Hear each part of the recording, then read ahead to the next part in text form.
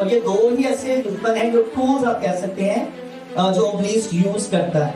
देखिए इब्लीस पर आपका इख्तियार नहीं है। किस किस का ईमान है कि इब्लीस का मुझ पर इख्तियार नहीं है? हालेलुया, क्योंकि उसने मसीह ने हमारी खातिर जान दी है, उसने हमें खरीद लिया, उसके खून खरीदे हैं। सो उसका हम पर कोई इख्तियार नहीं। इख्तियार कब होता है? जब उसको डोर ओपन देते हैं, जब हम दरवाजा खोलते हैं तो हमारी जिंदगियों में मुदाखलत करता है, हमें हमारी चीजों को, हमारी लाइफ को क्या करता है? मैसअप करता है, खराब करता है। अच्छा, वो डोर कौन से? मैं कहूंगा कि वो दुनिया है, दुनिया का निजाम है और ये हमारा जिस्म है। अगर हम इन दो दुश्मनों को नहीं डील करेंगे तो इनका फायदा जो उठाएगा वो कौन होगा? वो इब्लीस इसका फायदा उठाएगा। देखिए, आप जो देखेंगे, सुनेंगे, आप वो डिजायर करेंगे, बुरी डिजायर होगी और उसका फायदा कौन उठाएगा?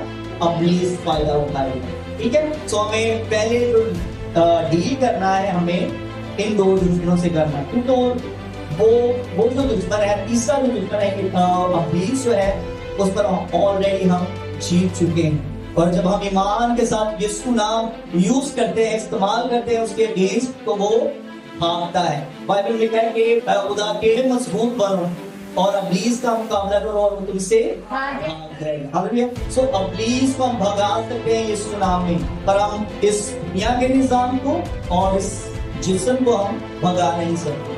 हमें इन पर काम ही करना है। हालेलुया।